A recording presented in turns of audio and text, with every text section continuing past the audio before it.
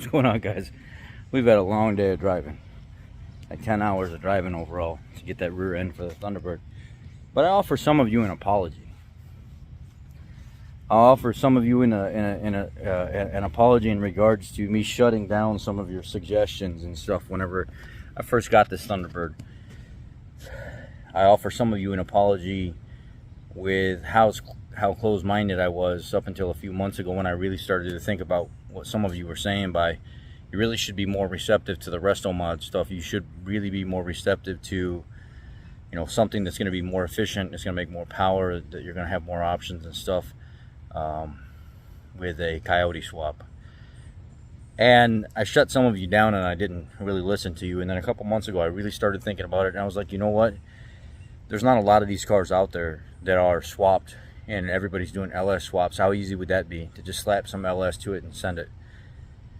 And Eric really helped me out here from I Do Cars. He put this project together, and you know, my moderators here on the channel for helping keep me in the right direction once I made up my mind, and being there for me, trying to get the project and stuff together. And just there's a guy on TikTok, and he reached out to me and he said, I'm going to walk you through this process. I'm going to help you. I'm going to try to help lay out a guidance plan for you based on my Resto Mod, the faults and stuff that I made and what I've learned from it. And his name is Garage Built Coyote. I think it's Garage Coyote Built or something like that. I'll send you guys a screenshot of what he looks like. I wish he'd create a YouTube channel, but he's got a 65 Mustang that he did a swap in, and he called me up today and he talked to me for well over an hour and kind of helped line out some things, what to expect and stuff like that. And it's going to be a lot easier than what I thought it's going to be, but it's going to be kind of costly at the same time. But I just wanted to offer an apology to those of you out there that were trying to say, hey man, don't shut down the option of, you know, everything doesn't have to be carbureted. You don't have to go old school and stuff on this, just because there's a lot of old heads on the channel that would love to see that car screaming with a 4-barrel carb going down the road. You can, you know, just think about the times and stuff. Think about what you can learn out of doing this Resto Mod swap and stuff like that. You're going to get a hell of a lot more out of that and learn a lot more than trying to do just throw a 351 Windsor in it with a C4 or C6 or something like that and send it. You know, anybody can do that, but nobody can do the Resto Mod stuff. And then to pull it off and make it actually run good, you know, I know we're at the beginning phase of that and stuff, but thank you guys. Thank you guys for supporting me and helping me follow through with the decision. And just for those of you that stayed with it and didn't judge me because of it, I really appreciate it. I appreciate you, and I appreciate everything that you've been doing to help support the channel and stuff like that. And I just wanted to say thank you, and just kind of humble myself a little bit here and say, you know, I apologize. I should have been more receptive to it, and I should have been a little bit more open-minded to what other people wanted to see instead of the same old stuff all the time. So, and if you notice, I've been a little bit more open about my thoughts on things and stuff lately. It's because I feel more comfortable now. I'm not at the dealer where there's restrictions put in place, or a manufacturer that's telling me what I can and can't say. Now I'm my own boss. I run the company. So some of you have said, I've noticed there's a change in your attitude, and you speak more openly now. And if you think something's junk, you just say it's junk. If somebody's being ignorant, you just say somebody's ignorant. And to that regard, I thank you for supporting that. I thank you for supporting free speech and allowing me to do so, and not trying to censor me in that regard. But also at the same time, I do offer that same respect to you guys until it gets disrespectful. And lately I've had to block a few people on the channel, a couple people that have been here for years, unfortunately, that just decided out of nowhere that they would start being blatantly disrespectful. Remember, your freedom of speech doesn't trump where it stops at my ears. And when somebody has the ability to take you out of their life because they don't want to hear what you have to say, you can still speak freely, just not to my ears.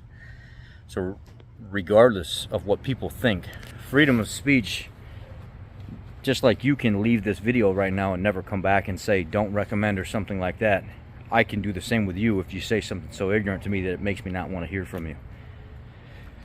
And I just want to lay that out there. Some of you go to other people's channels and stuff and you say stuff like, well, what happened to free speech? That's not free speech. Sometimes free speech has consequences, and those consequences sometimes can be that somebody else does not want you in their life because of something ignorant that you may be saying. So understand that, you know, I put up with so much before I just can't no more. When you have over 82,000 people on a channel, and at any moment all 82,000 can say whatever they want to you, sometimes you have to take that opportunity to remove people from your life so you can keep moving forward, because all they are is a speed bump in the road. You don't want to hit those speed bumps, you take another road. It's just how it is in life. Remember, your free speech doesn't stop at my ears, or my ears don't stop at your free speech, is what I should say.